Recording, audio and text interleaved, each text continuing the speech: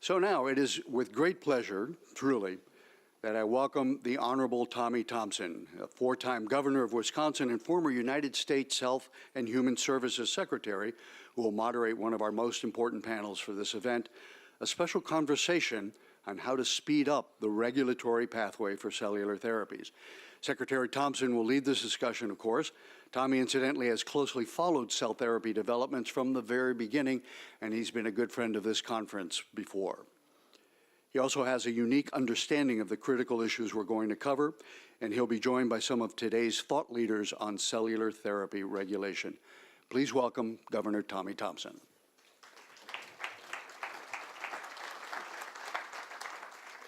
Thank you so very much, Doctor. Dr. Max, thank you so very much for all that you do in regards to this conference, but also what he does in his regular life to help so many individuals. And I want to just start out by thanking all of you. It's an honor for me to be here again. This is my third time. I've been at every one of them, had the opportunity and privilege to speak at each one of the conferences, and I would like to say at the beginning that each conference is getting bigger, better, and with more opportunities. And so for all of you in the audience, please let me just express my deepest thanks to each of you for what you do personally, but also for being here today and participating in what I think is just a world-class opportunity and world-class activity that was put on here by Robin Smith and many other individuals. I single out Robin because she is the spiritual head and the individual that has done so much to bring us all together, and I thank her. You've heard for the last 3 days just some wonderful science, great research, and great opportunities for the public and for patients all over the world. And if you walk out of here today not excited about tomorrow and the opportunities for patients, something is drastically wrong with you. Because I absolutely think the sessions have been exemplary. They've been very thought-provoking and very helpful for all of us to look forward to the future as far as stem cells, research, and so on. Today's panel is very interesting, and I think it's going to be extremely exciting and very stimulating to you. We've heard how all of the cures and the opportunities for patients all over the world. But now, how do we get those medicines? How do we get that research? How do we get these opportunities to the patients? And that is what has really been sort of a bottleneck. How do we get through the regulators? And I don't want to criticize the regulators because they do an excellent job, but how do we sort of move faster and a little bit more with opportunities for the patients? And I know full well because I come from a family in which my two younger brothers died in the last 3 years with metastatic cancer and pancreatic cancer, as well as my farming partner. And I know that there just is nothing out there for pancreatic cancer. And so I learned a lot today about the opportunities for everything. We have a panel, ladies and gentlemen, that I'm going to introduce that is just outstanding. Probably some of the best thought ideal individuals that really think out of the box and how we're going to get this medicine to patients faster and better. The first one I'm going to introduce is one that really he really doesn't need much introduction, but he is an individual that I think deserves all the respect we can have. That's Dr. Ed Bazaars. He's an American philanthropist. He also helps sponsor this and every single one of them. He's a mathematician, an entrepreneur. He's a patient advocate extraordinaire. He's a major driving force for legislative change in cellular therapeutics. Ed was recognized for his support of regenerative medicine and cancer research and honored by the Vatican's Pontifical Council for Culture with the Key Guardian Award in 2011 and the Key Philanthropy Award in 2013. An outstanding individual that just has absolutely done a great job. The next individual is somebody that I really have the utmost respect for, Dr. Andrew von Eschenbach. He's a former commissioner of the United States Food and Drug Administration. and I had the privilege to appoint him as the 12th director of the National Cancer Institute when I was Secretary of Health. And he's just a fantastic person, family man. And before entering politics, he was an individual that ran many medical institutes around the world. In 2006, Andy was named one of the Times Magazine's 100 most influential people to shape the world, and that is absolutely correct. And as far as my perspective, it's an underestimation of his qualities and abilities. And next to Andy is a very good friend of all of ours, a very dear friend of mine, Dr. William Frist, who is a former U.S. Senator from Tennessee, a U.S. Senate Majority Leader before entering into politics. Bill began his career as a heart and lung transplant surgeon, having written 6 books and over 100 publications. And once he's a doctor, he's always a doctor, as you know. An individual that came into the Capitol was dying of a heart attack, and who did they call? Bill off the Senate floor. He saved that individual's life. Not many people gave him the kind of accolades he had. And he goes to Africa every year, and he told me today he was going to Cuba and China to help out individuals with his medical degree and his ability, and I just can't say enough about that individual. Next to him is we have Professor Guido Rossi, who is the Executive Director of the European Medicine Agency, which, like the FDA, for the U.S., he evaluates the drugs and devices for 500 million people in 28 countries of European Union. And prior to this, Guido was a Director General of the Italian Medicines Agency from 2008 to 2011. And he told me yesterday that he grew up not far from here, from the Vatican. So this is a welcome home to Guido, and I really thank him so very, very, very much. And the next to him, we have Dr. Kondo from Japan, and he is an individual that is just an individual from Japan who does the regulatory work in Japan, and he's going to be talking about what the Japanese are doing, and I think it's going to be a very interesting opportunity for all of us to listen to. And so that is the panel, and the first thing I want to do, I want to quickly get through this, and I've already apologized to everybody because I'm going to be moving this thing as rapidly as I possibly can. And the first one is going to be to Andy von Eschenbach, Guido Rossi, and Tatsuya Kondo about your views on the barriers to getting all of this wonderful research and medicine to individuals as soon as possible. I'm going to start out with Andy von Eschenbach. Well, Governor, I think in listening to the sessions here and knowing what's going on in the world around us, I don't believe the science and the technology are any longer a barrier. The major barrier with all the explosion that's occurred in discovery and development and the fact that patients are not having these delivered to them is the problem, the barrier of we don't have an adequate regulatory and reimbursement pathway to really bring these products efficiently and effectively to those who need them.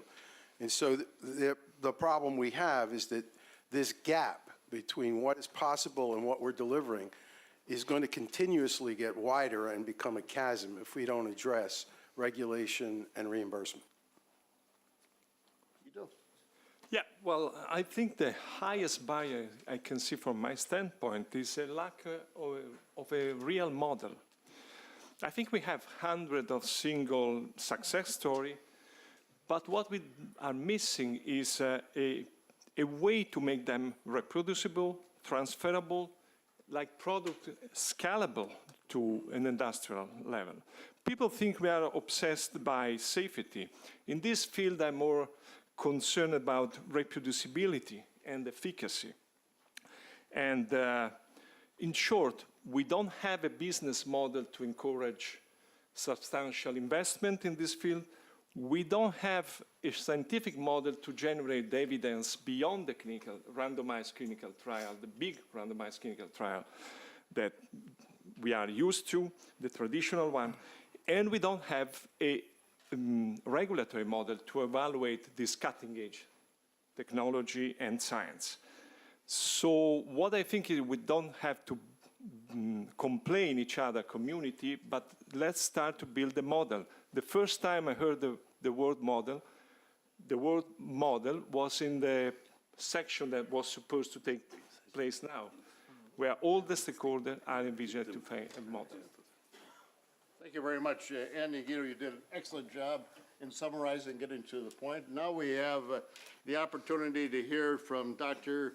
Kondo, Tatsuya Kondo, who's the Chief Executive of the Pharmaceutical and Medical Device Agency, and he's going to be accompanied by Tatsuya is currently also serving as the advisor, and you also have an individual in Japan who's also going to be assisting you. And thank you very much, Dr. Kondo, Kondo-san. Thank you very much. Arigato. I apologize. I would like to express, I would like to use Japanese. And after my address, follow my colleague, Dr. Tomina, just as a translator. So, 私はですね、まずこの問題点については3つあると思っております。それはそれぞれのステークホルダーによって違うだろうと思います。それは一つはですね、アカデミアであるとか企業であるとか、こういう開発側の立場から立つとですね、新しい技術というものはですね、その評価方法についてですね、規制当局で定まってないという苛立ちがあるだろうと。それからもう一つは、規制当局側にするとですね、この製品が本当に役に立つものかどうか測れない、この躊躇しているところがあるだろうと。それから3つ目が国民の側でですね、本当にいいものかどうか期待があると同時に不安があるだろうと、この3つがあるだろうと思います。Thank you very much, Doctor. And Dr. Tominaga, the son, is going to interpret. Thank you, Doctor. Okay, we believe that there are 3 barriers to name to introduce the new category of products. The first one, for developers, due to the lack of clear guidance from the regulators on how to develop the products, there is some sort of frustration on the side of developers. The second, for the regulators are, because the technology is so new and advancing is so rapid, is not very clear on how to evaluate and guide the development of the product. And thirdly, the public. The public has hopes, but at the same time, anxiety or fear about the product. These are the 3 barriers. Thank you. Thank you. Arigato gozaimasu. Thank you. And now I think it's necessary to hear from a patient who has firsthand experience of the benefits of cellular cures and how that experience started his movement for a passion for change. Dr. Edward Bazaars. Ed? Thank you, Tommy. I've been involved in cellular therapy and cancer research for quite a number of years. And about 6 years ago, I noticed that I had significant problems with my knees and problems with various parts of the musculoskeletal structure. And I decided that I didn't want to put in platelet-rich plasma and titanium knees. I wanted to investigate where stem cells were. And I found that the European environment was quite enlightened in terms of the regulatory views that they had for cellular therapy. So I wound up going to Munich. I think you've seen some of the earlier slides where I went there a number of years ago. So I've had 8 stem cell transplants at this point in various parts of my body. And the access that I had in the European Union, where the laws are favorable, 500 million Europeans through the European Medical Agency can have access to these depending on the individual country. And Germany is quite advanced, Spain is quite advanced. So I went to Munich in a ESHAR clinic, had an earlier presentation from Dr. Alt and Dr. Shirtley, and I got extremely good results at literally 10% of the cost of Houston, Texas.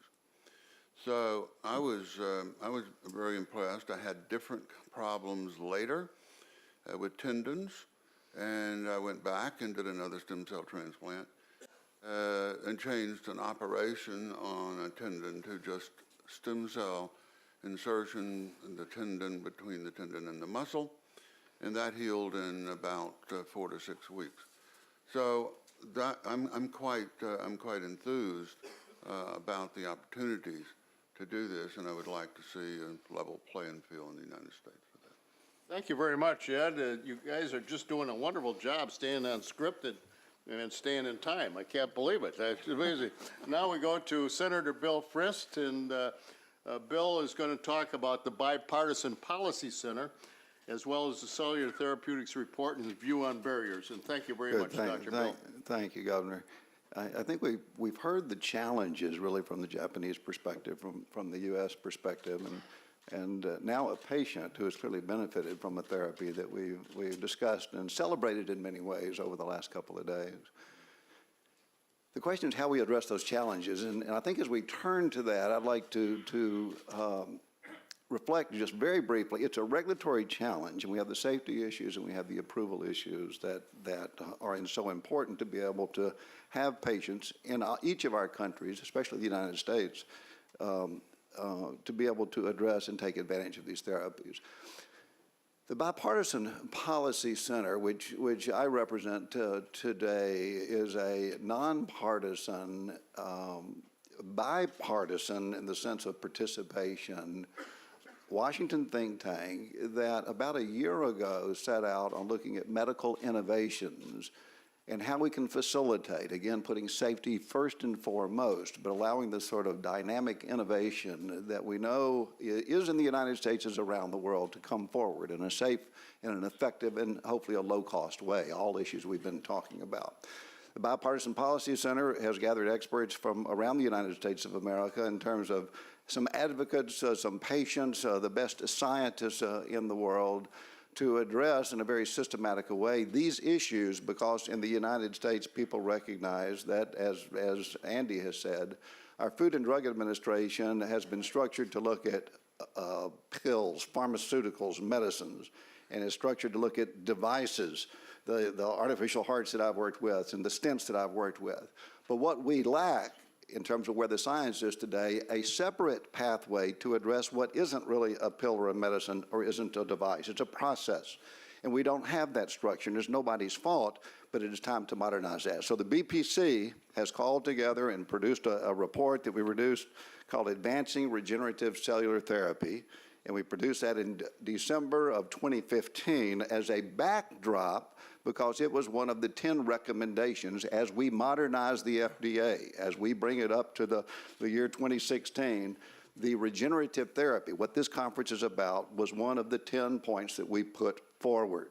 Subsequent to that, and I'll cut my remarks very short now because we can come back to it, we have defined in a subsequent report a separate pathway that has been designed by experts, 5 of whom are in the room today, of scientists, not just policymakers, but policymakers integrating that science. And that is how we address regenerative medicine. And we can come back to the details, but that process is underway literally as I speak in the United States of America. How do we appropriately modernize the FDA with a new pathway to address everything we've been talking about over the last 2 days? Thank you very much, Senator Bill. And the BPC is the Bipartisan Policy Center, which is really sort of unheard of in Washington, but it is, this is one diamond that is really doing a great job, and I thank you for your leadership, Bill. The next one is my very good friend, Dr. von Eschenbach, who's going to tell us about the current regulatory pathways to is fit for purpose in the United States today, its structure and function. And Andy, if you would be so kind as to respond to that, I would appreciate it. Thank you, Governor. I mean, we were very fortunate because the FDA was founded in 1906, and so for almost all of the 20th century, the FDA was the world's gold standard in being able to assure the safety and efficacy of the medical products that we regulated.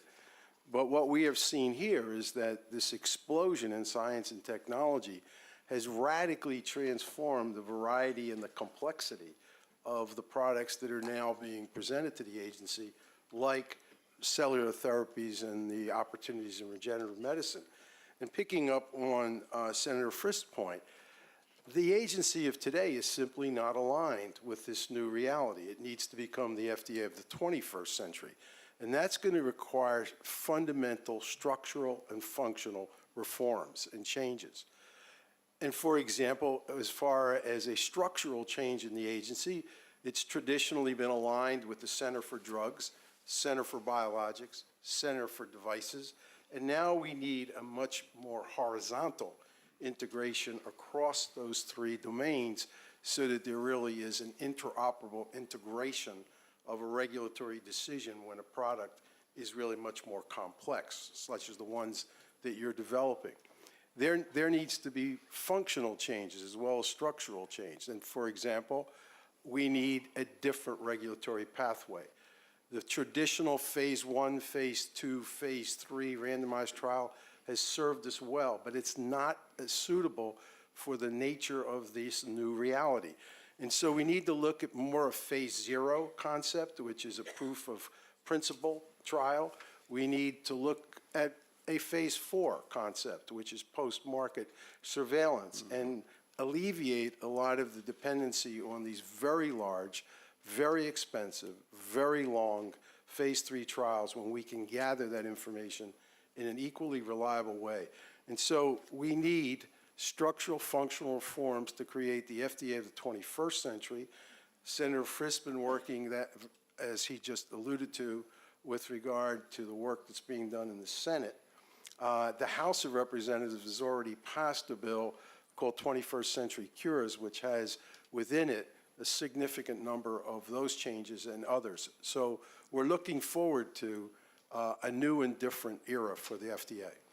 Thank you very much, Andy. And very quickly, Andy, I am so supportive of a phase 4.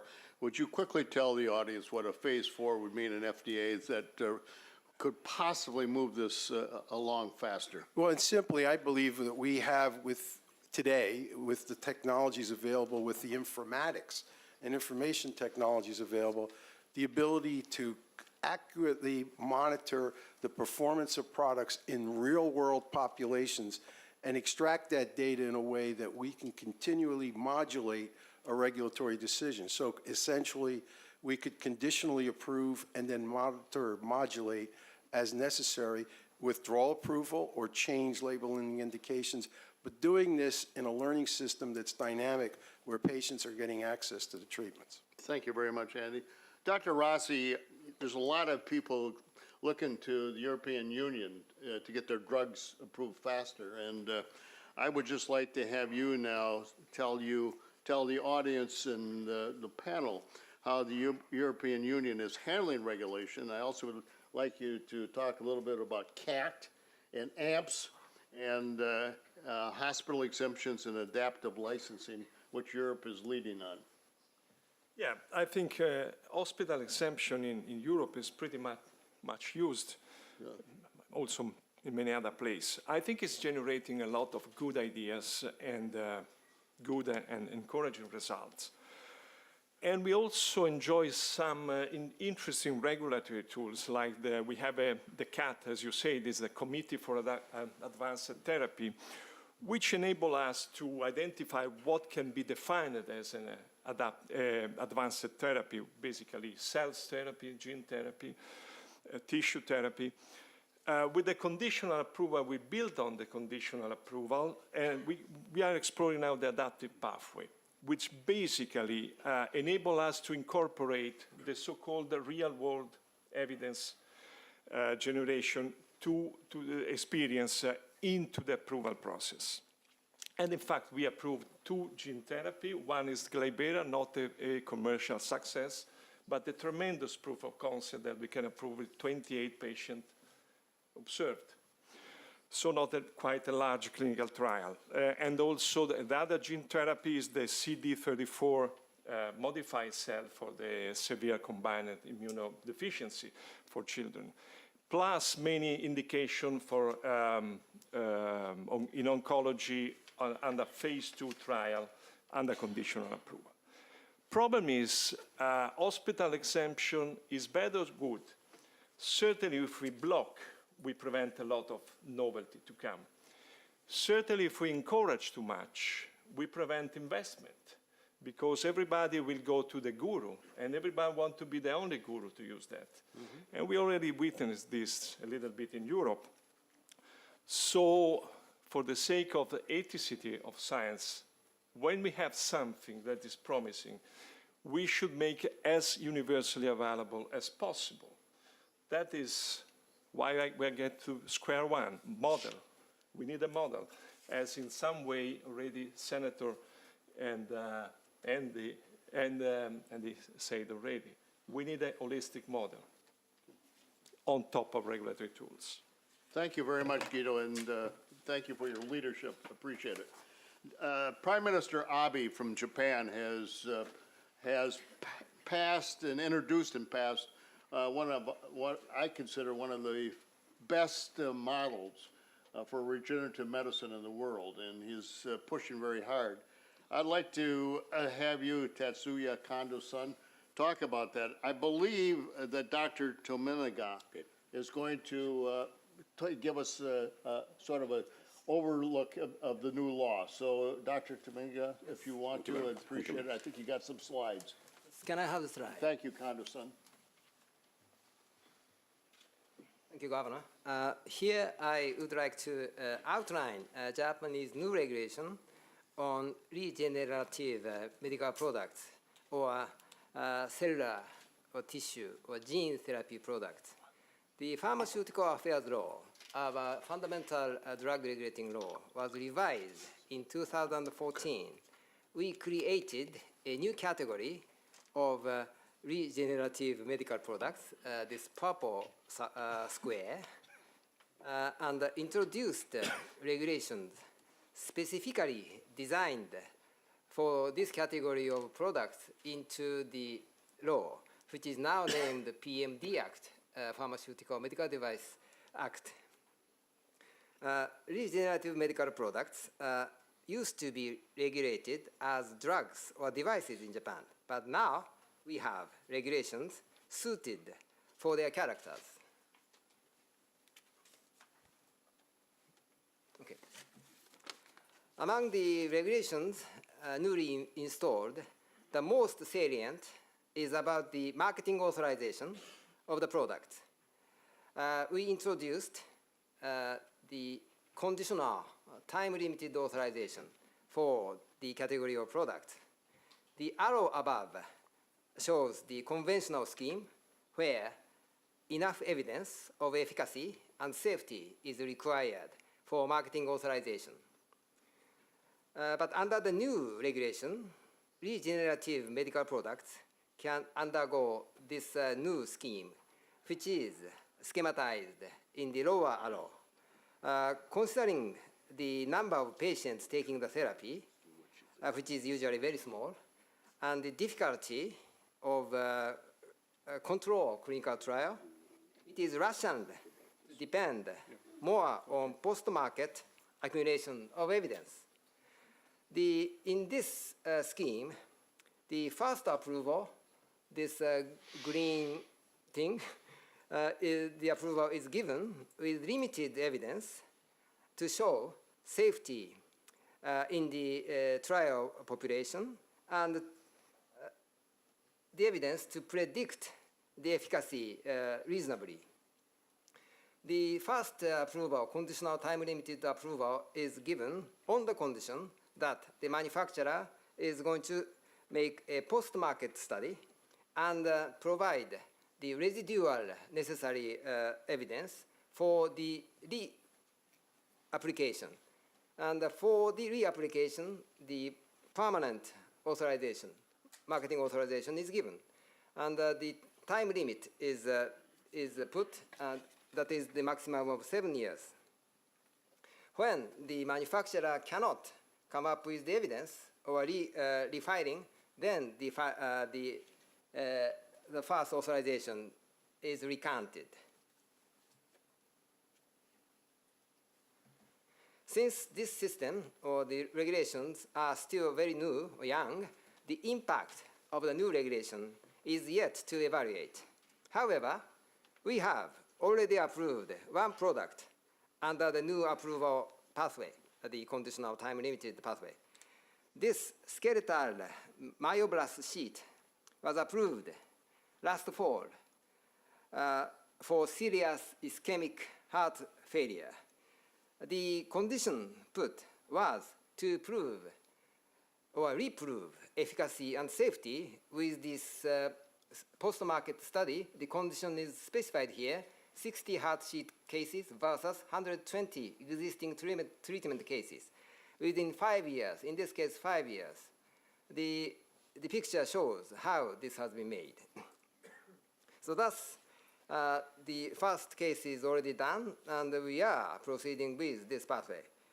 So besides the actual products on the market, we are having increased number of consultations in the field, consultations, of course, between the developers and our reviewers.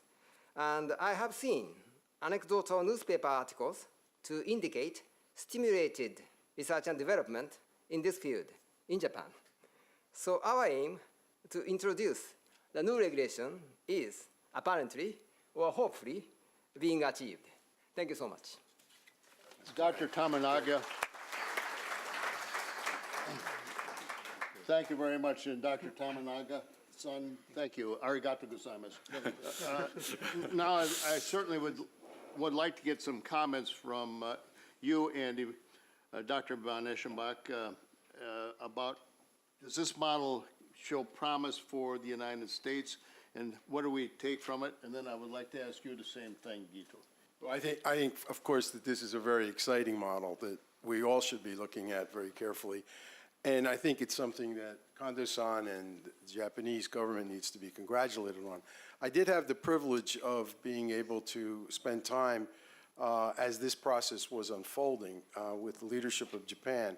And there are two elements that I think were really important about this kind of regulatory change. And the fact was that Prime Minister Abe was extraordinarily supportive of Japan basing its future economy on the life sciences and particularly the opportunities in regenerative medicine. So we had strong government support for regulatory reform and change that would accelerate the process. At the same time, of course, they appropriately take great pride in regenerative medicine because of the fact that they have a Nobel Prize laureate leading the IPS area.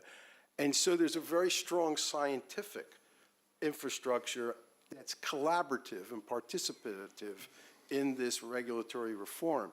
And so it's the ideal model of the regulator working with the support of the scientific community and the government to really affect the kind of changes that we all would like to see. Thank you very much, Andy. Very well done. And Guido, if you could follow through, I'd appreciate it. Well, I think absolutely interesting model. I think is a tremendous opportunity showing us how much in terms of reproducibility and stability of this product we can learn. I think it's not very far from our conditional approval. However, they have a very defined timeline. This will give us some clear answer, and we certainly have to build and to be grateful for this experience to the Japanese approach. Thank you, Guido. And now I'd like to ask Ed Bazaars, Dr. Bazaars, you have been a critic and also a prime mover in changing rules and regulations in governments. And I'd like to have your comments as to what you think of the Japanese model, or a few comments about how you think we might be able to move forward. Well, I would, of course, welcome a model similar or identical to the Japanese model. The Japanese model was passed 16, 18 months ago. It's available for 130 million Japanese. It contains the accelerated pathway and then a period of time during which we evaluate the data the way you would have evaluated in a phase 3. And you get the data, and then you get a full-blown approval for marketing purposes. But you can bring it into the clinic quickly, and you can, in fact, accrue from an insurance system. You can accrue payments, and so you can operate a small biotech discovery company, not a big pharma company. Big pharmas aren't hurt by this because they it's a barrier to entry for everybody else. So, but for small companies, it's really, and for the patients themselves, we'd like to see something happen very quickly with a phase 1 and a phase 2. However, you know, in the U.S., one of the problems is the issue of safety. So the FDA has these two goals, these two missions. In the statute itself, it says the first one is to promote and to innovate, and the second one is for protection. So what we have is a system which is totally focused on protection. So I'm concerned that over the years, the way the FDA has operated in the United States is that we're now nowhere near first place, second place, third place, fourth place. We're not even in the top 4. And I think that's a tragedy because it's not because of science. And I think one of the fundamental problems in the regulatory environment with stem cells is somehow stem cells are confused with small molecule chemicals. Now, what is the drug business in the U.S.?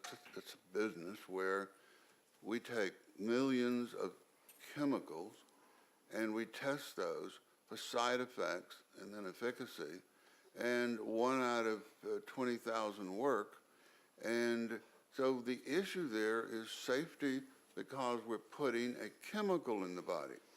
Now what we're interested in is taking a stem cell from me, my brother, or a umbilical cord adult stem cell, an adult stem cell, and moving that into my body.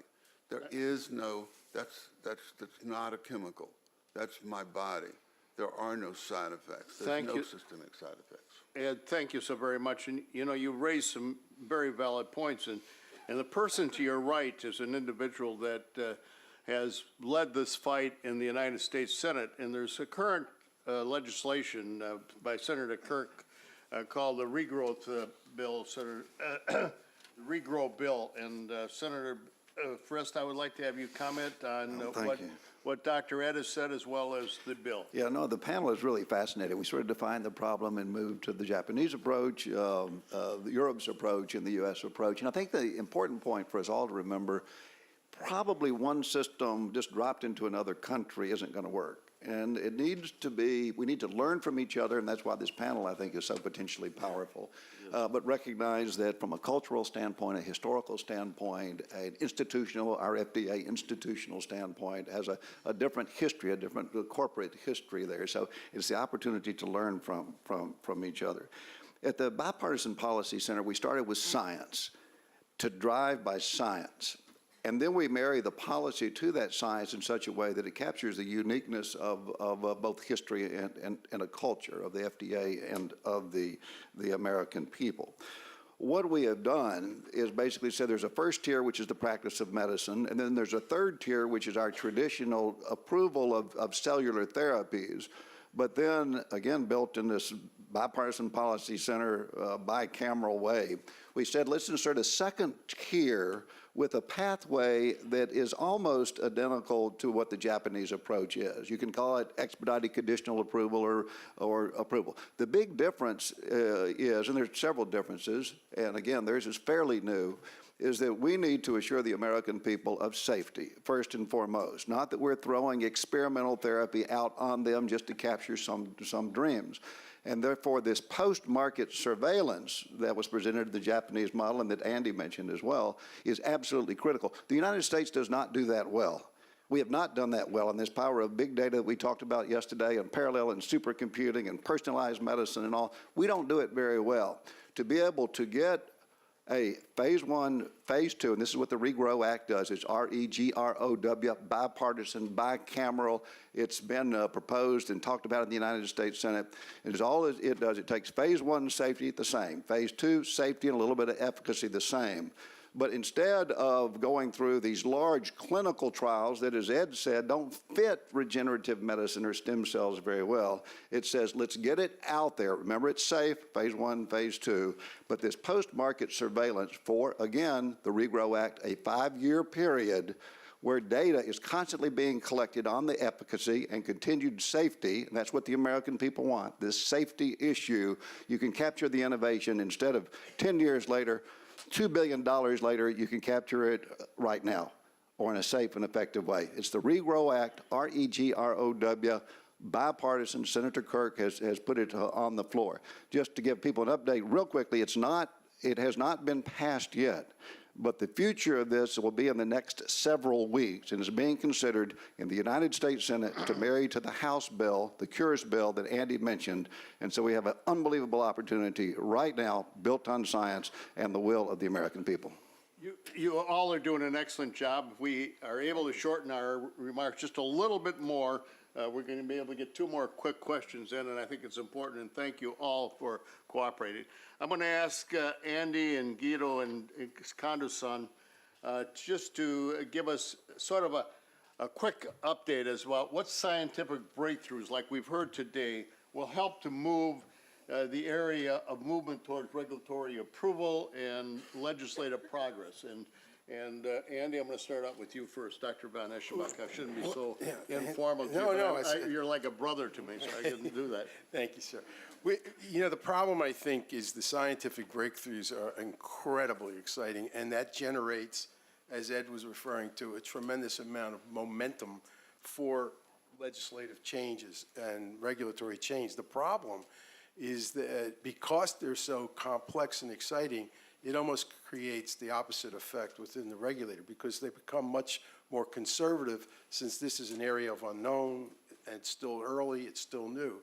And so we really need to integrate the scientific discovery and discovery science with regulatory science, which means much more interconnectivity between the agency and academia and industry where these breakthroughs are coming from, so the regulator is as informed and is then equally comfortable with the opportunity. Thank you very much, Dr. Von Eschenbach. And Dr. Rossi? Yeah, I have exactly the same position. I think my most important thing to achieve is to plan, to have all the expertise to assess the novelty, because I cannot put a pharmacist to judge on the gene therapy, breakthrough innovation like this. So what has to happen is to parallel, as I said, the regulatory science, and we are all aligned here, to the science. Thank you. Thank you very much, Dr. Rossi. You're doing very well. And Kondo-san, if you could give us what's moving in Japan to move the regulatory process. Thank you very much. 今アンドリューさんからギードさんがおっしゃられたようにレギュラトリーサイエンスというのはやっぱり私たちの共通の土台にあるわけでございますがさらにですねそれに基づきましてですね例えば規制当局はより科学的に判断しなければならない立場で科学委員会というものを PMDA は設けております。つまりアカデミアと先端技術について意見交換する会、それからもう一つはアカデミア並びに企業からですね多くのシーズが作られていくわけでありますけれども、それに対して薬事戦略相談と申しましてですねいろんな科学的アドバイスをしてあげるということも大きな仕事なんだろうかなと思っております。以上です。I totally concur with Andrew and Guido in terms of the importance of regulatory science.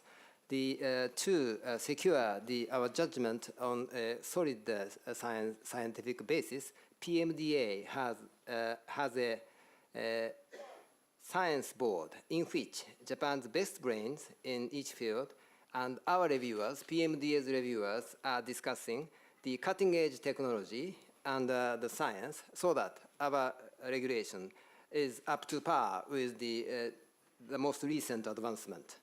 And also utilizing the guidance given from the science board, our reviewers are consulting in the early development stages of what we call the C's of development. By that, we are aware of the current stages of the researches in Japan, and we are using the cutting-edge insights given from the regulatory source, science board. Thank you.